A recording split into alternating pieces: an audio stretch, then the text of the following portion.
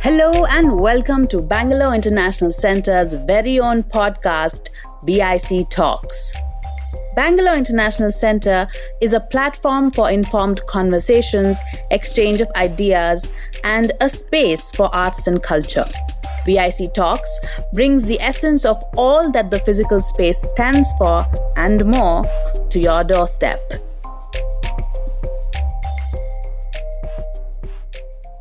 Hello, I'm Pawan Srinath and welcome to BIC Talks. Today we have a special episode courtesy of BIC Streams. On Sunday, May 17th, distinguished Indian diplomat Ambassador Nirupama Menon Rao and singer and writer Ali Sethi from Pakistan engaged in a live conversation on the meaning of the South Asian identity today. This was a live BIC Streams webinar that was conducted in collaboration with the South Asian Symphony Foundation. By popular demand, we are sharing an edited version of the live stream between Ambassador Rao and Ali Sethi on this episode of BIC Talks. If you want to catch more such discussions live, head on over to bangaloreinternationalcentre.org, sign up for our email newsletter, and stay informed on all future conversations. And now, over to Ambassador Rao and Ali Sethi. Enjoy. Good evening to all those who are watching this program. Ali Sethi, welcome to this conversation by the Bangalore International Centre and the South Asian Symphony Foundation. We are a not-for-profit trust dedicated to building connectivity between musicians of South Asia and the South Asian diaspora through creation of a South Asian Symphony Orchestra, which we call Chirag. Now, South Asia is a region, as we know, fraught with more than its share of conflict and alienation. I recall Simon Sharma saying recently that the world has built a romance around division. But turning to music, I think it can provide a healing and integrative touch and make a difference. With it, concepts like exploration and discovery take on a new meaning. Ali, you were brought up in the city of Lahore, where you finished school and then headed to Harvard University, where you focused on South Asian studies, and where you also decided that you would build your future in music. I think music is a wonderful way to make sense of the world, and the musician is an integrating figure.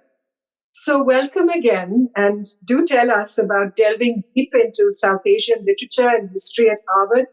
Our Indian audience, at least, will be interested to know you studied Tamil Sangam poetry, read Shakuntala and poems in praise of Shiva, and that you are a devoted fan of the great A.K. Ramanujan, who, as you know, hailed from Mysore, a city that is not far from where we are here in Bangalore. So welcome again, and let's start the conversation. Thank you for being here. You're in New York under lockdown, just as we are. I wish we could have had a chai pe charcha face to face, but this is the best we can do. One day soon, inshallah, as we say. Well, thank you for organizing this, Ambassador Menon. This is really wonderful, and I really feel that more conversations need to happen across South Asian identities, nationalities, markers of difference. You quoted Simon Sharma. I agree.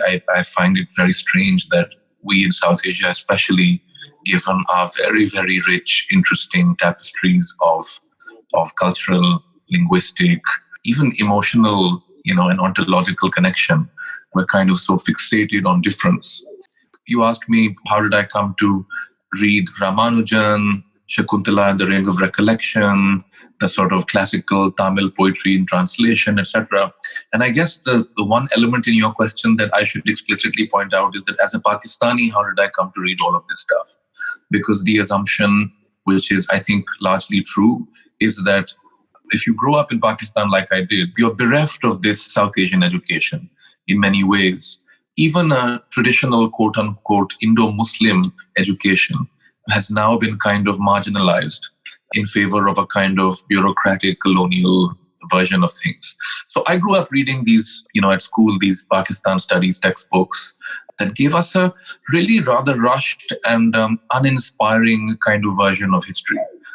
There was an attempt to kind of draw this sometimes implicit and at other times explicit line between scattered events throughout history in order to justify what was then called the two-nation theory. And I'm kind of amazed to see today that the two-nation theory, in Pakistan at least, is being justified by saying, oh, well, look at what's happening in India today. Of course, we needed two nations, etc. So one grew up with this rhetoric of two nations and this rhetoric of things were framed, in terms of the national constantly. And yet, I think through language and through music, the music that I grew up listening to, my parents have been dissenting voices within the Pakistani media for a long time. And, one of the things that my mother did, which I'm really grateful for, is that she really exposed us, as when my sister and I were children, to a lot of traditional South Asian music. So we grew up listening to Qawwali and to Ghazal and to folk music from Punjab and from the Saraiki belt and from Sindh.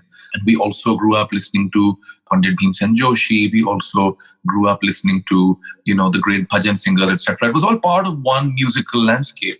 And I think through those other perspectives, through those other experiences, one was able to have an alternative sense of a South Asian identity. It was not until I arrived at Harvard, which was in September 2002, so exactly 1 year after 9/11. And I remember that there was a this was right before, Facebook was made in my dorm by my classmate, Mark Zuckerberg. So there was very little, quote unquote, connectivity in the world at the time. If you wanted to delve into the history of the region, you really had to go to the library. You couldn't look it up on JSTOR, for example. So I remember being haunted by this question, what does it mean to be Pakistani? What does it mean to come from an Indo-Muslim context? Where do you draw your sense of identity, your genealogy? How do you make that shajara, as we say?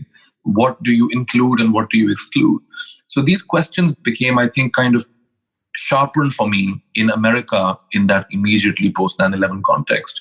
And there were a lot of young South Asian Muslims in my class in my year who were also, I think, asking these questions.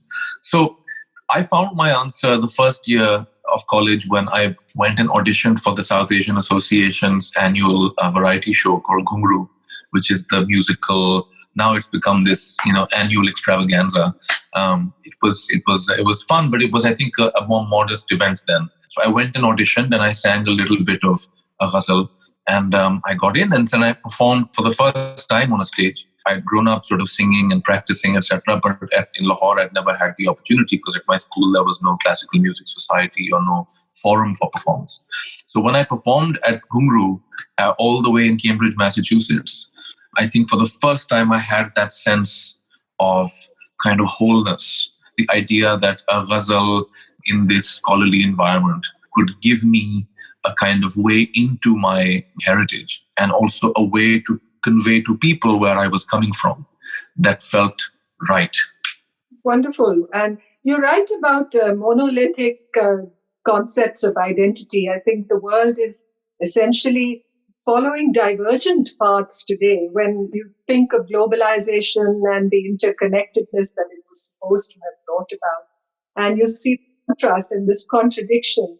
And that is where I believe art and aesthetics and trying to disengage the divergent from that which is universal, which is essentially what we spoke about now. And creating that balance, as somebody said, between head and heart and stomach, which is absent. So when you speak of creating this community of identity, this civilizational coherence, as it were, then I believe that music can be that builder, which I think when you song Chandni Raat, and you spoke about the number of messages that crowded in on YouTube from both sides of the border that spoke about peace and love and tolerance. And at some stage in one of your interviews, I couldn't help but noticing this, that you define peace as a sense of loss, as a sense of vulnerability. I think that was a very, very interesting definition. And I was reminded also of Beethoven when he spoke of peace on high, peace to serve. I think essentially what we're trying to do through this attempt to craft a South Asian identity through the medium of music. And music some ways, I'm not using the term in the literal sense of the word. Music, in a way, like Edward Said said, can be subversive. You have yourself referred to this in one of your past interviews. Let's talk about that. I think there was this sort of binary opposition between tradition and modernity always growing up. And I'm sure you can relate to that as well. I think it's something that post-colonial societies have grappled with constantly and still do. I think this question of, do you adhere to the values and the ideas that were ostensibly passed on by your forebears, by your ancestors, or do you break? There's no other, for a lot of us, it's been framed like that. You either break with the past, or you forego modernity, whatever that means. And I think what I found through traditional music, immersion in and engagement with South Asian forms of folk music and classical music, is that this wonderful paradox, which is that you find through these quote unquote traditional things, genuinely radical, freeing, subversive, cosmopolitan, experimental worldviews. You arrive at these moments that today, actually, these moments in history that today feel so unlikely and far-fetched, given how polarized we've become and how ossified our sense of identity has become. I'll just give you an example, and now when having trained with Ustad Nasiruddin Islami of the Delhi Gharana, who migrated as a child from Delhi to Karachi, having trained with someone like Farida Khanum, who was born in Calcutta and grew up in Amritsar and then came to Rawalpindi and then to Lahore at partition. When I listen to a ghazal or when I listen to a qawwali, ostensibly Pakistani musical forms or ostensibly Indo-Muslim musical forms, I see in them elements of Turkic musical culture. I see elements of pre-Islamic Indic culture. I see elements of then very specific regional inflections. I hear a Begum Akhtar. I hear Carnatic inflections. I know that the ragas that have traveled from the south to the north and how they've been adapted. I can hear Sindh. I can hear Persia. I think those just, and then through language as well, through the lyric that these songs are sung in, and then the mythology. This is where someone like A.K. Ramanujan was such an aid to me, was that, he allowed me to see the continuities and the connections. It was like an echo chamber, the world of South Asian mythology and folklore. So I think just that coherence came about as a result of this synthesis between text, subtext, context, and then the music, which gives voice to all of those elements. Yes, I really think that this area which we all belong to, the subcontinent, has always been known for its capacity to assimilate.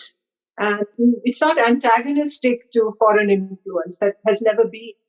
And it's found a way to reinvigorate itself through this process of assimilation, which is really what escapes those who would prefer to define things in terms of that monolith that you spoke about. I find it so interesting. I was just going to say to you, just a little footnote, to kind of further this, is that it's such a kind of beguiling paradox that so much of, for example, what I know of as the Vedic religion was kind of formed in territory that today falls within Pakistan, right? And when I hear the ancient ragas, when I hear Malkons, or when I hear Durga, when I hear Shankara, when I hear Hindol, when I hear those ragas and the way my teacher has explained to me the kind of inflections and the modulations, you can sense the deities being conjured up through these ragas, and you can also sense the arrival of a people who are kind of forming their identity. I think that's, for me, what is so exciting, is that I can see identity formation, or at least feel it myself. I can sense it through these musical devices. And then to see people kind of treat them as these orthodox, rigidly, kind of museumized things that dare not be opened up to interaction, immersive kind of encounters, feels to me like such a travesty. The same is true of Sufi text. So many Sufi poems have become kind of situated in these narrowly revisionist, framed by nationalism, like someone like Iqbal, for example, who I think has so many interesting, subversive, edgy, sort of unstable poems that can lead you any which way, depending on your inclination or depending. And then of course Iqbal is connected to someone like similar sort of milieu to someone like Rabindranath Tagore. We're talking about that very large, expansive worldview. From the Quran to Heidegger to the Vedas, it's everywhere. Everything is there. Exactly. So I think Ajkal, as we say, finding that we live in a world where we are ostensibly super connected or hyper connected via these physical technologies. But I like to say that this technology of the heart, which is this heart-mind knowledge, right, which is our particular subcontinental combine of lyric and music, this technology of the heart, we're not activating sufficiently to generate those profound meanings. I know, because the phrase for that was the Advaita of humanity. That was the used, used a Hindu term, spoke of this universalist, that you are in me and I am in you. That was his concept. Right.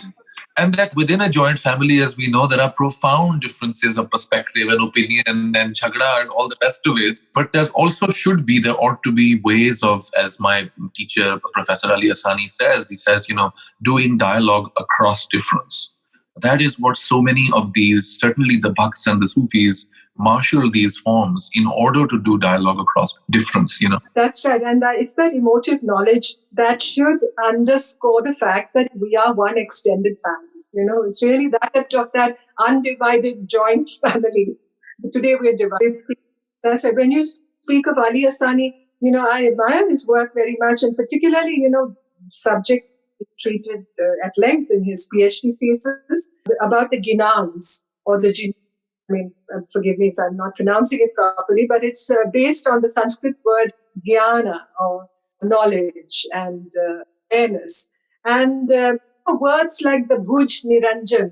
Now, it's a Sanskrit-sounding, Indic-sounding word. And it's essentially, the bhuj niranjan is a collection of poetry, what you would call bhajans in India, but sacred poetry, which was used by the Khwaja Ismailis, and for devotional song and poetry. And, you have poems like Imam Ali, for instance, being called Na Kalanki. Now, Na Kalanki means blemishless. And it's also the name that we use for many Hindu deities. When you talk about the avatars of Vishnu, you always associate the blemishless one, the pure one. In a sense, the people of the subcontinent embraced these concepts in a very borderless way, let me say. And when the British came along, when you had colonial rule and governance, then it became a question of categorizing people, what religion you belong to, where you are from, linguistic and ethnic distinctions. All that comes into existence in the near modern period of our history. And then that, of course, has created so many repercussions for what we are today. Absolutely. I've now, I think, sort of alighted on one particular aspect of this, precisely the process of kind of narrowing, progressive narrowing, if you will, that has happened in our imaginations over the years. I've alighted on this one thing, one aspect, which is metaphor. I feel that one of our great devices for doing dialogue across difference has been metaphor. The metaphors that we have used and that we continue to use in so much of our popular music. I was just doing a live session on Instagram a few days ago, and I was humming something in Rag Bageshwari, and it just occurred to me that wonderful song from the film Khamoshi, Tum Pukar Lo, that Hemant Kumar has sung and that Gulzar Saab wrote the lyrics for. And I just said to this person I was talking to that, I was about 10 years old, and I remember that my grandmother, my nani, played this song in a car. We were driving somewhere where there were mountains, and I remember my soul awakening to the sense of just this larger perspective, this sense that one was in. And of course, being around mountains helped. But it was the fact that Gulzar wrote in such a sort of richly metaphorical way, gesturing at multiple realities, at multiple dreams, at multiple emotional states through a single capacious image that can carry all those different experiences. And then you read someone like Amir Khusro, who's the master of the metaphor, and who uses metaphor, symbol, allegory, who takes the voice of the Birahini, who takes all the tropes of the Radha Krishna saga and is able to gesture also at sort of incorporate these Muslim devotional perspectives, experiences into that. When you hear something like Aaj Rang Hai, which is that famous Qawwali, Reema Rang Hai Re. Rang is such a, one thinks of scripture that Muslims recite, one thinks of the whole Sufi Dargah Mahal, one thinks of vermilion in a park. There's so much that is evoked simultaneously. One of my other teachers at college was the wonderful literary critic James Wood. And I remember that he has this beautiful phrase somewhere. He's describing Virginia Woolf. I think he's describing To the Lighthouse. And he says there is a flashing simultaneity, right, that happens as you read, which is a beautiful phrase. And I've always felt that with Sufi Bhakti metaphor in particular, is that it allows us to have this sense of simultaneity, which is that this applies to me and I feel it very, very acutely, but I'm also suddenly aware while having my particular subjective experience that there are other subjectivities that are being evoked as well. And I think today, in the era of identity politics, when we're all trying to figure out in this kind of vectoral way how we're going to do dialogue across difference, one of the great underlooked kind of strategies is metaphor. I think poetic metaphor, especially for South Asians, really does allow us to do this dialogue, which is, I think, what happened with Chandni Raat, is that here was this ghazal about a sort of half-lit meeting. And just the timing, it just so happened that the video came out 2 days after the last major conflagration that had happened between India and Pakistan. And people immediately treated it almost like a safe space, a place to congregate, a place to gather, a place to find shelter. And when you look at the video of the song, and I think the way it has been shot, the way it was picturized, and that whole rather spare and stark space with a lot of people gathering there, people who look vacant, who look lost, who are strangers essentially. And to me, that was a metaphor of South Asia itself. The way we are in a single geographical space, an integer, as I always say, sharing the same weather patterns, the same climate change, the poverty, the lack of development. And we are strangers to one another. There are stereotypes and prejudices. Somehow that became a metaphor to me of how we are trying to create our orchestra in many ways. People come together. And one point that always comes to mind is the art of listening.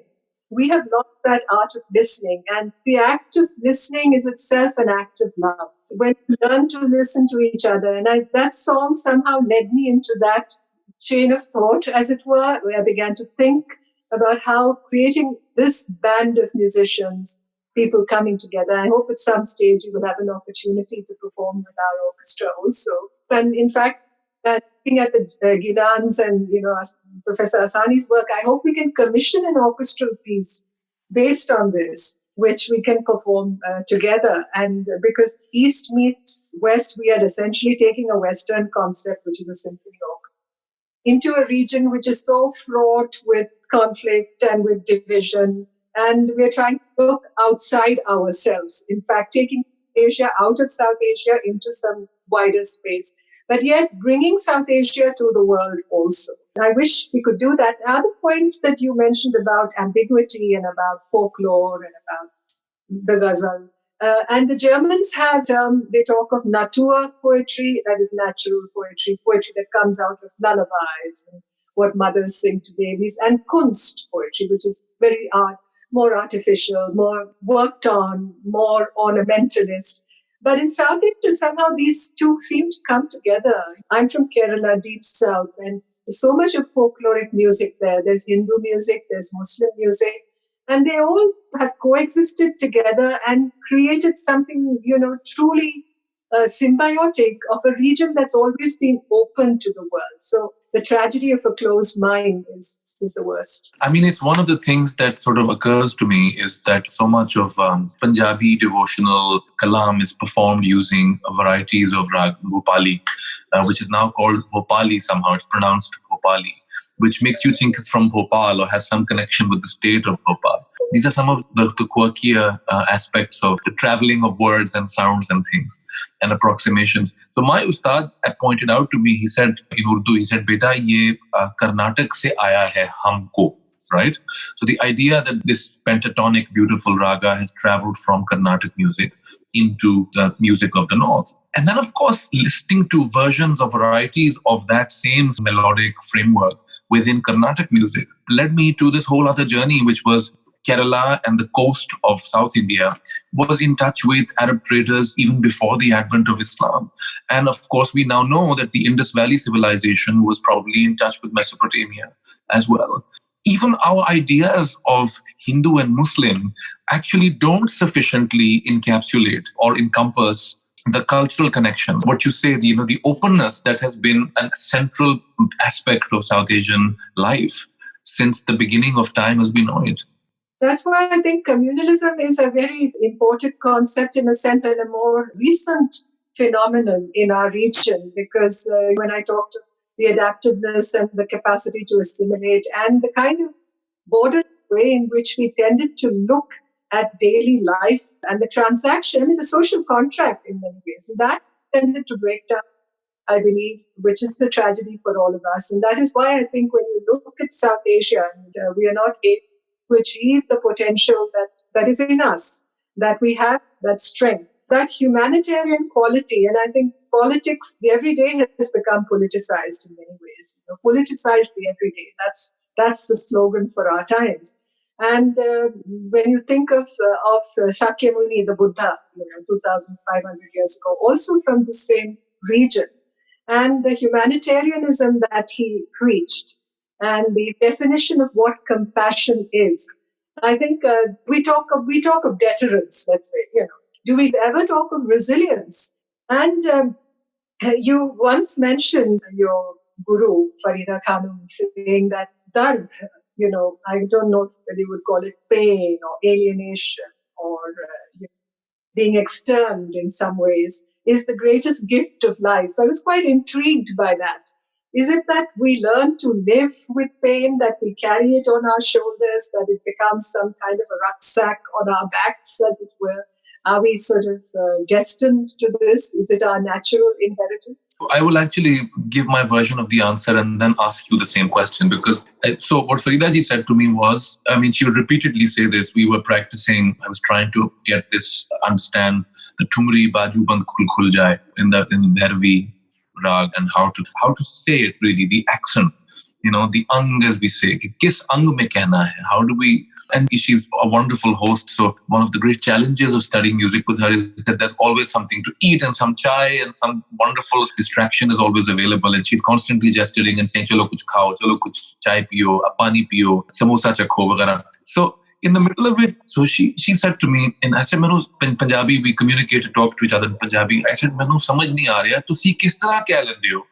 How is it that you just effortlessly know how to become this voice that can say this whole piece, which is rather complex? And so she said, dard nal kavo na, dard nal, thoda ja dard. She said, thoda ja dard nal kavo. And I think the English words like pain, etc., or affliction even, are inadequate, because of course dard is such an ecstatic kind of delicious. Maybe the Greek word pathos. I was going to suggest exactly that. So I think pathos is the key, is the way to go at it.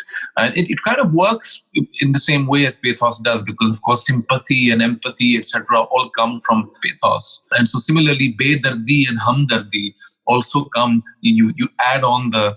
So I felt what she was saying was that sense of pathos can be evoked, I think, through all kinds of experiences. Separation, which as an American friend of mine who came to see one of my shows, she said, she's this funny American comedian. So she said, no, the beloved is always separated from the lover. Why can't they just get together? And I said to her, well, if they get together, it'll just kill the pleasure of the piece. And she was like, that's what's wrong with you, South Asian, is that something has to be wrong always in order for you to just get on with it. But I find that there's a metaphysics at work, obviously. Birha and hijr in Arabic, or hijr or firaq. Word that says viraha. That is, I think that explains, being made distanced, trying to reach out, and Vedana. Vedana, of course, is the pain that you feel because of the separation. It's not physical pain in the sense, I have a stomach ache or a headache. It was the same word, but then Vedana has so many connotations. Absolutely. So it's almost like a metaphysical concept. And the idea is that the Sufis say that ishq-e majazi will lead you to ishq-e hakiki. The idea that some sort of worldly experience of love, which is metaphorical in nature, earthly love, will lead you, if you are devoted enough, if you are sufficiently devoted to the pursuit of love, it will lead you to higher truths. And that's sort of exactly what is evoked with that line, Ranjha Ranjha Kardi Main Aape Ranjha Hui. Rab Milya Ranjha Na Milya. Right? So the idea that Ranjha is actually a catalyst or a spur, that the beloved is a chimera, is a chimerical entity that will lead you to other things. And I think this is something that everybody in every culture should be able to relate to, except South Asians have kind of made a whole school of thought out of it. And I think it applies to us in our current political situation as well, where Viraha, Hijr, Firaq, Chandni Raat, Badi Der ke baad aayi hai, all of that becomes also a metaphor for our endless partitioning, our constant chopping up and saying, no, this belongs here and this belongs there. But dividing the secular from the sacred, often, there is a pathway that seems to cross in so many ways. That there are so many sectional meetings that take place. And we are not meant to compartmentalize that way. And also this idea that one narrative or one identity must be in the ascendant or must be hegemonic or must prevail over others. This is something that is mutantly modern, I feel, this idea, because this is not how people before the era of nationalism, I think, did not think like this. Certainly the poets and intellectuals did not think like this.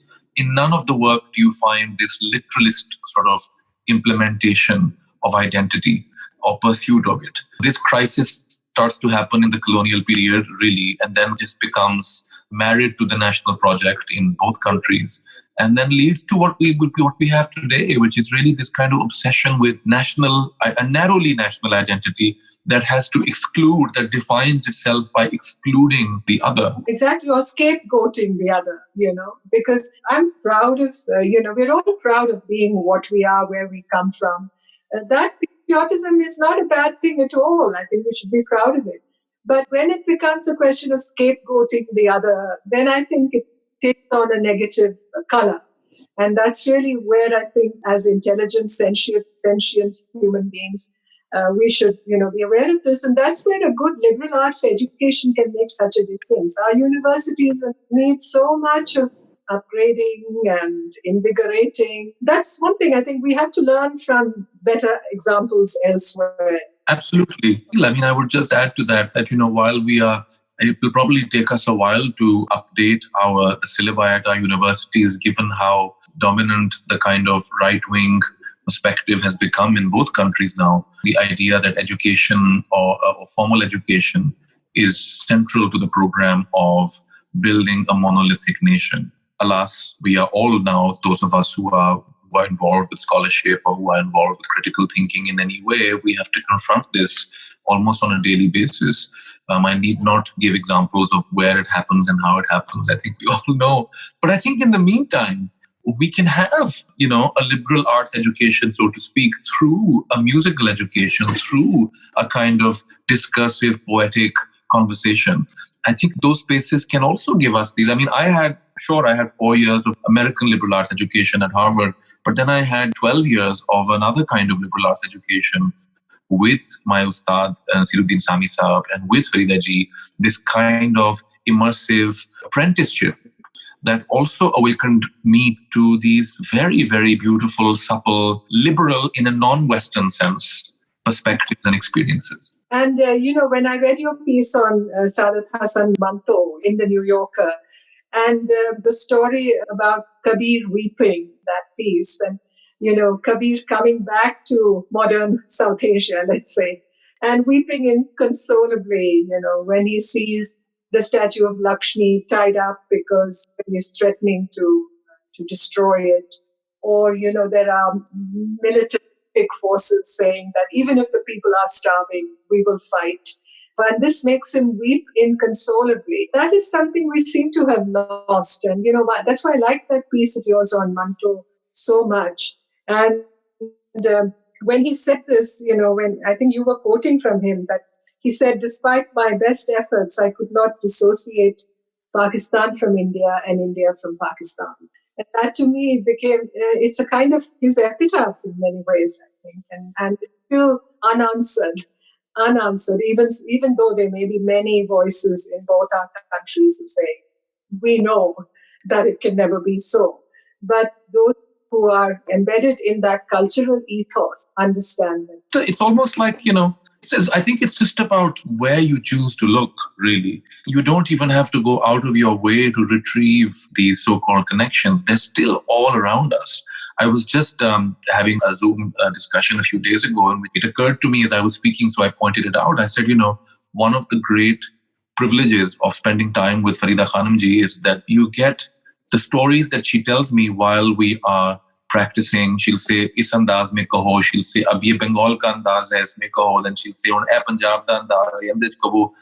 One of the things that is so apparent is that in the world of music, in the Bollywood music that we hear today, that is the main music of South Asia all over the world, for the diaspora as well as for non-Desis, right? Who think of it as I went to buy a blazer for one of my Coke Studio performances in this shop, and this Italian woman, she said, "Oh, you are a Bollywood singer? Oh, I know how to dress. You come here," So it's our sort of ambassador form, Bollywood music, for all South Asians, for Bangladeshis, Sri Lankans, Pakistanis, whether we like it or not. Like everywhere we go, people think that we come from the world of Bollywood. But if you think about what Bollywood music is made up of, many of its tropes, many of its techniques are still coming to us from that very cosmopolitan milieu of Calcutta in the 1920s, of Bombay in the 1930s and 40s. That is where so much was still formed. And the one example that I gave the other day was a PTV, Pakistan Television. Still, I just did a program for them about 2 months ago. So I know that they still have this way of filming a musical performance. The camera sort of comes at you from this upar se, as we say, right? So from the box, from the perspective of the box, and then comes down. And there's always this elaborate stage setup, which I think in the rest of South Asia, people may have dispensed with. But PTV still has this very romantic old world way of filming a musical performance. And there's this painted stage behind. And usually this singer who's kind of dazzling, who's catching the light and dazzling as they move about and they sing. And it occurred to me that this, of course, is the style of the Calcutta theatre, the Parsi theatre of the 1920s, where the great Patience Cooper and Mukhtar Begum and Agha Hashar Kashmiri, etc., went and set up this essentially... Or a Devika Rani. Devika Rani, Jaddan Bai, the people who went and set it all up, who were great impresarios and improvisers, who had no issues bringing bits of Amritsari Boli and bits of, who were immediately imbibing and appropriating ways of dress, ways of manners of speaking, ways of performing, ways of setting up a stage show, etc. So that Calcutta style still survives in PTV, where it may have died out in India, in present-day India. But we still have glimpses of it on Doordarshan, which is our, national television channel, because there is a comforting familiarity about it. And so similarly, I was saying to somebody the other day that young people today in South Asia think of Qawwali as a mainly Pakistani genre and as a Punjabi genre, because that's just how people have now come to receive it. And that's because of the great Nusrat Fateh Ali Khan Sahab, because of the way he came to just embody the form. Whereas if you think about it, Nusrat Sahab performed actually a niche version, which is a Punjabi version of Qawwali. Qawwali did not originate in Punjab. It originated in Delhi, and it was associated with Urdu. And if you think about it, until the 1990s, Qawwali was that song, Tayyab Ali Pyar Ka Dushman Hai Hai. The Qawwal is depicted repeatedly as this almost this humorous trope figure in popular culture, with an anak and eating a pan, and with this kind of school teacher sort of aspect. And then Nusrat Sahab turns up, and with his particular eccentric genius, transforms it into this very dynamic, folksy sort of thing that then travels to India and becomes now no Bollywood film is complete without an ishka, ishka, ishka sort of like song with claps and with that Qawwali genre. But very few people will make that connection and sort of see how something went from Delhi to Punjab and then came back via popular film music back into the mainstream.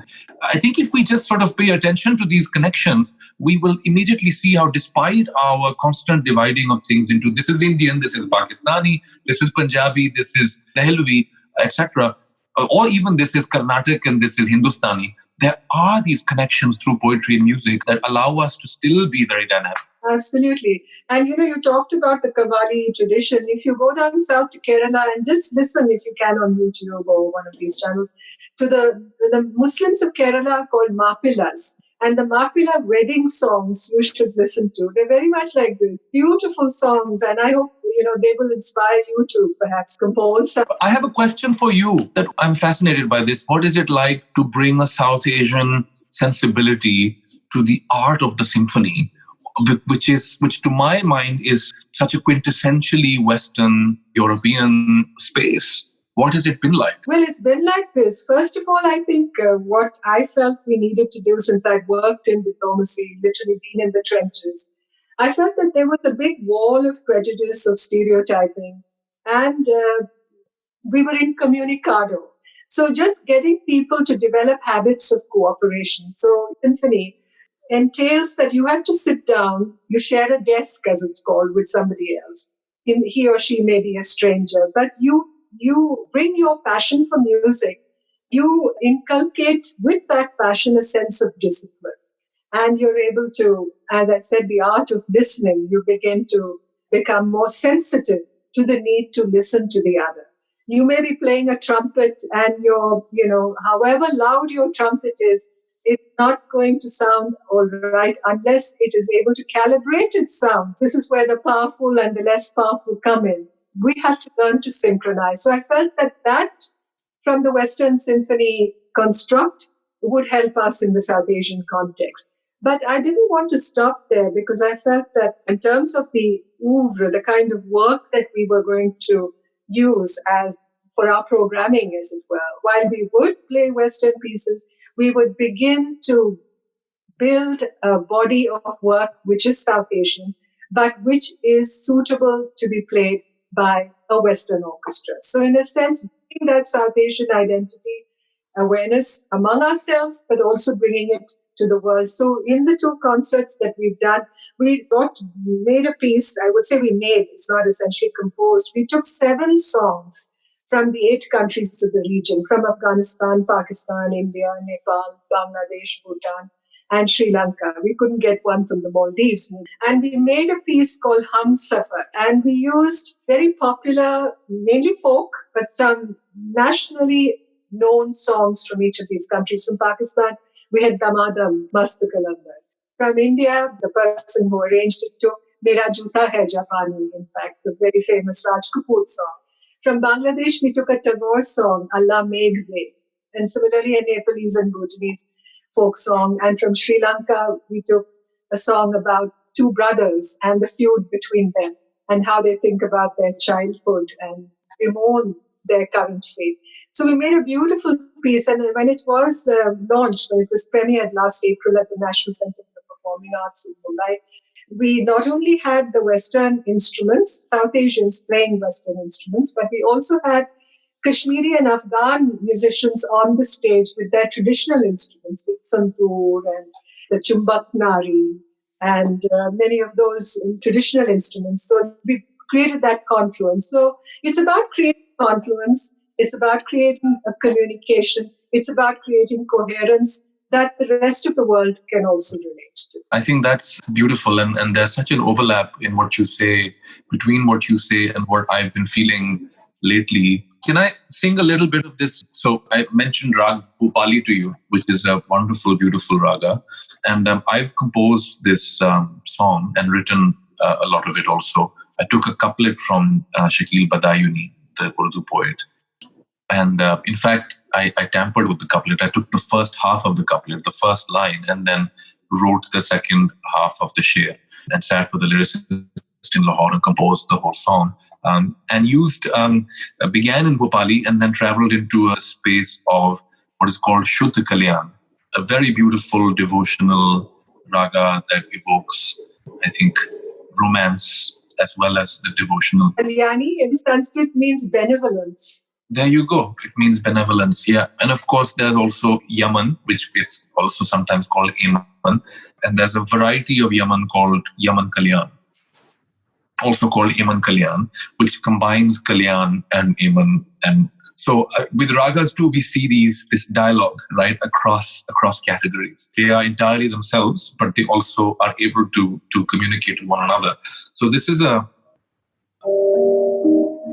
words are in Urdu, Ishq ki chingariyon ko phir hawa dene lage. इश्क की चिंगारियों को फिर हवा देने लगे. And then I completed it thus. गुम हुए जो रास्ते मेरा पता देने लगे. So the idea that this wonderful collaborator, friend of ours, Srilata Srikar, sent in English translation, a poetic translation. Embers of my longing have been flamed again. Embers of my longing have been flamed again. The lost trail remembers the way again. Which I thought was a beautiful and also a collaboration across borders and difference, because Srilata is a translator who works with many Indian South Asian languages. So anyway, I composed this using some of Rag Bhopali as taught to me by Ustad Nasiruddin Sami. Alas, I don't have my tambura or my other instruments, but sort of this is how I feel about music and what it has given me, is that it really has lit the way for me and shown me my way. Absolutely. And you use the image of lighting, illumination, and that is what our orchestras are. We call our orchestra Chirag. There you go. So inshallah, one day, I hope that we can... Absolutely. Form together, and the orchestra is able to provide you the music to that wonderful voice of yours. And my father would always say, if you're pure of heart, you can achieve what you want. That's beautiful. Well, thank you. This was super fun.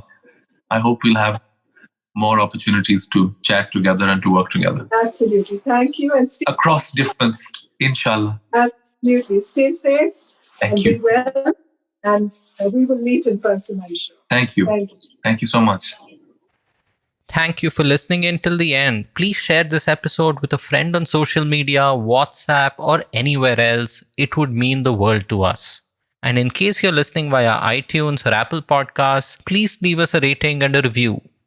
Next week on BIC Talks, Gagandeep Kang returns to the podcast to talk about the ongoing drug development efforts on COVID-19. Subscribe to BIC Talks on email or your favorite podcast app and don't miss out on future episodes. This episode of BIC Talks has Gaurav Krishna as our sound engineer, with support from S. Sarvanaraj and Lekha Naidu. And the accompanying episode artwork was made by Chandni Venkataraman. Thank you for listening to this episode of BIC Talks. This podcast can be accessed on our website, bangaloreinternationalcentre.org, as well as on any of your favorite podcast platforms. Tune in for new episodes every week. And do subscribe to our YouTube channel and follow our Facebook, Twitter, and Instagram pages to stay informed on our latest updates.